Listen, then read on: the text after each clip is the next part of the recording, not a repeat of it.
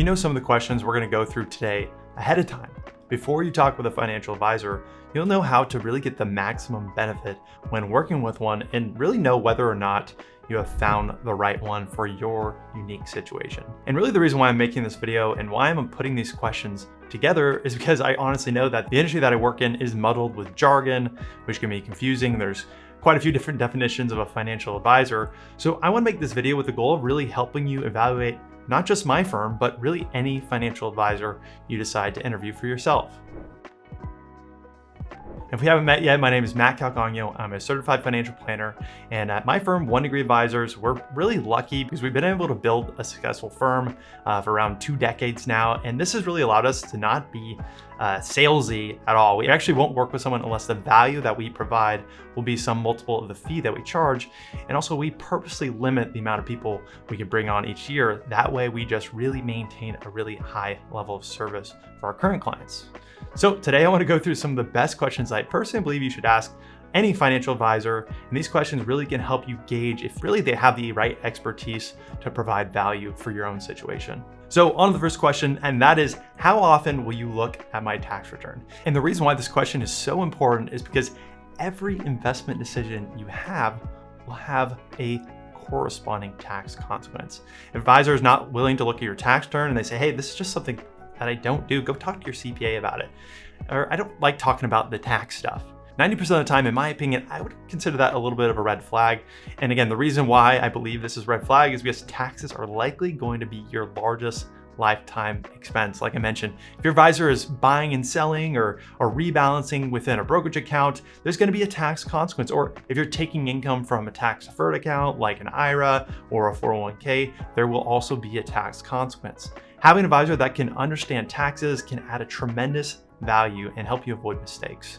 If your advisor is not looking at your tax return, it's kind of similar to going to surgery and your surgery doesn't know about your medical history or the fact that you have allergies or medication that you're on, and they're just starting to operate on you. You know, the potential result of that could be a pretty bad reaction or a bad surgery because they really don't have the information they need to make a good recommendation or a good move on you.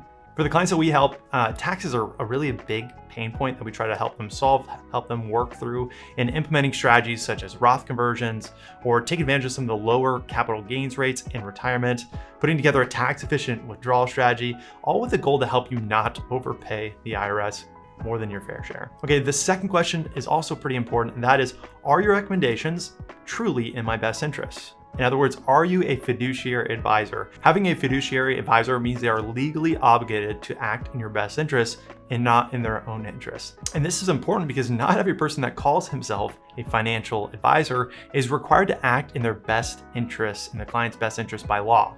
If we use another medical example here, I want you to imagine that you're going to the doctor and you're concerned about your heart, and before running a test, before taking your vitals, looking at your health history, the doctor tries to sell you a pacemaker, and what he says is, hey, this is the best pacemaker on the market. And really, you should buy this pacemaker before prices go up. Now, later on, you learn that the doctor was actually paid a little bit extra to promote that particular brand of pacemaker. And he actually makes a commission when he recommends that pacemaker to his patients. And while this might sound a little bit absurd, right, for something, especially for something in the medical profession, this is something that closely resembles much of the investment world that we live in.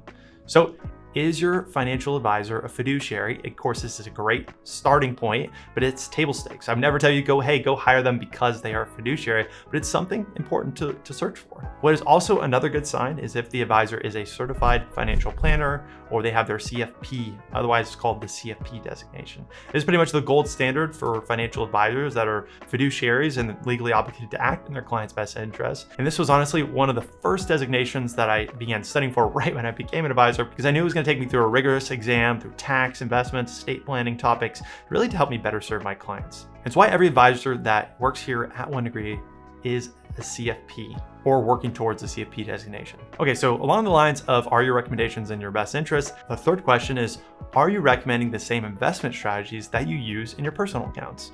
This is basically asking, hey, is the chef going to eat their own cooking? This is why at our firm, we strongly believe in our investment strategies and we implement them in our own accounts and in our family members' accounts. All right, the fourth question is one that is very important. Maybe not the first question you might ask right when you get to know someone. And we'll spend a little bit more time on this. And this is, how do you get paid And will you put that in writing?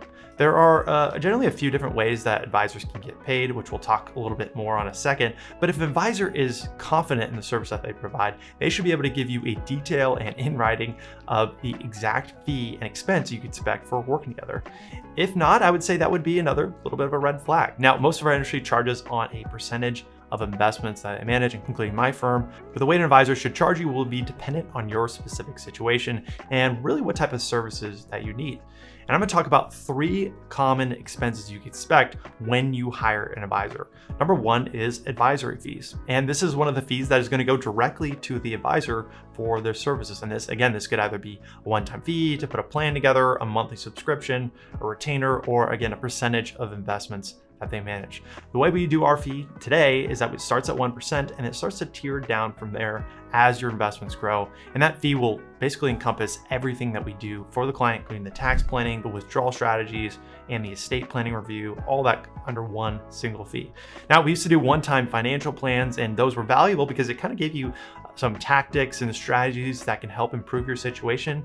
But we would find that people would often come back sometimes a year later, and sometimes none of the strategies were actually being implemented, or maybe they were being implemented, they weren't exactly in the right timing. And these are really valuable strategies that could add a lot of value to their situation. For example, in 2020, when the market was down due to the pandemic, for the clients that we are continually monitoring their accounts on an ongoing basis, we were able to implement a rebalance, a trigger-based rebalancing strategy, and our clients were actually able to buy stocks when the market was down, and they were able to take advantage of that recovery thereafter. Now, this sort of strategy is really hard to do unless you're continually monitoring accounts on a daily basis. So because of this, we really aren't doing the one-time financial plans at this point until we can find a more effective way to offer this sort of service.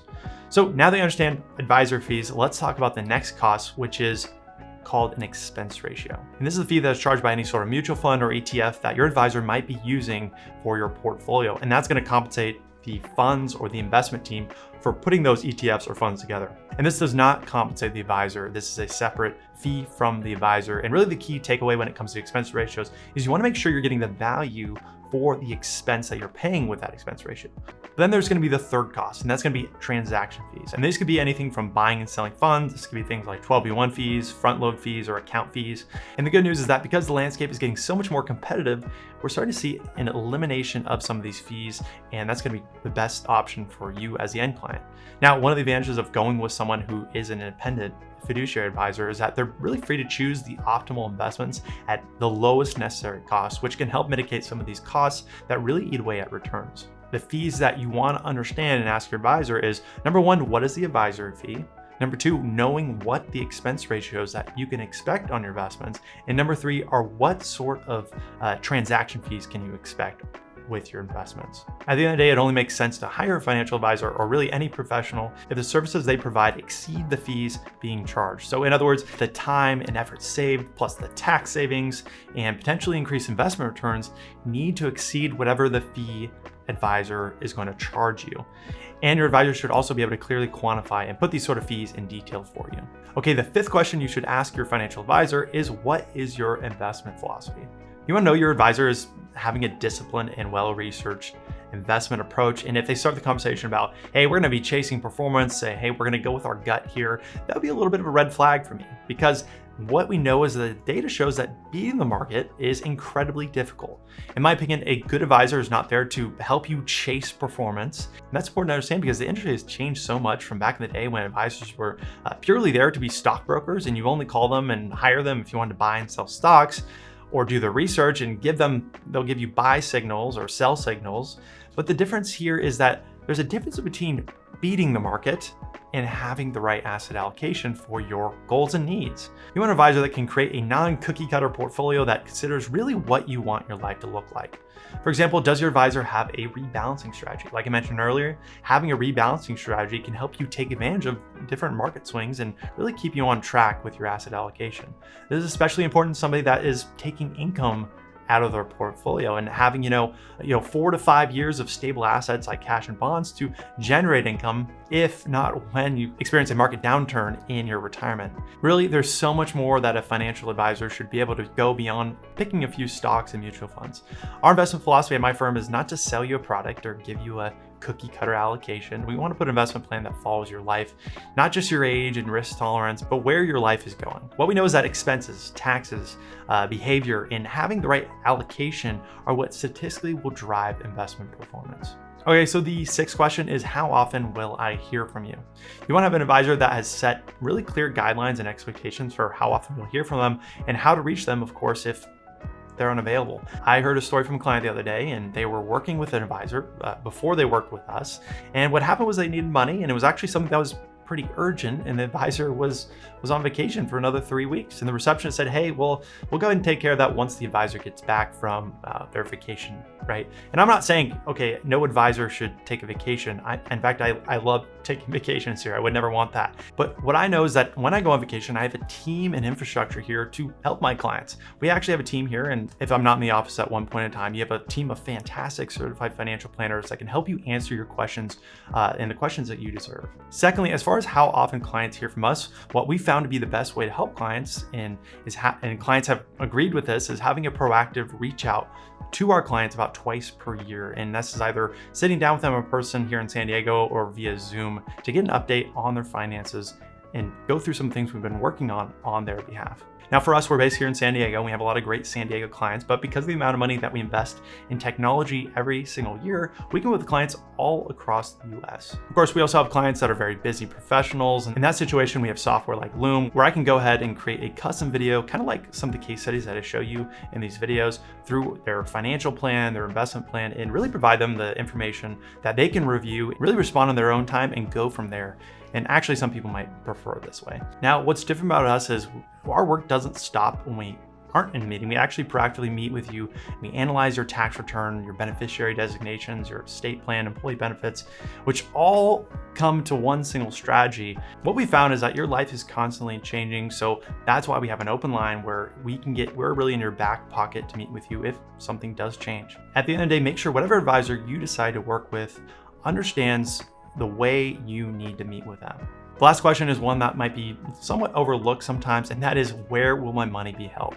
Now, a competent financial advisor is going to use a third-party custody platform like a Charles Schwab, a Fidelity, or an Altruist to safekeep your money. Your advisor should not have a vault in the back of their office to hold your money. What the third party does is provide that safety and convenience for you to have your tax forms and SIPC insurance. This is really to avoid the whole Bernie Madoff situation, because the way he was able to get away with such a large scandal was because he did not use a custodian. He had the Bank of Bernie, and that had no regulation. He had no custodian or third party to oversee his money. Right now, we use Charles Schwab as one of the main custodians for our clients, and Charles Schwab administers over $7.5 trillion in client assets. So I hope these questions were helpful. If you end up interviewing an advisor, they really should be able to confidently answer these questions and communicate the value of working with them when answering these questions. At the end of the first meeting with the new people that I talk to, we usually have a good idea of the value that we can provide, and that it will outweigh the costs of working together. That way, there's really no question whether or not it's worth it for us to pursue and explore what it looks like to work together. So if you're interested in talking with me or someone on my team, use the link below, and we'd be happy to talk with you.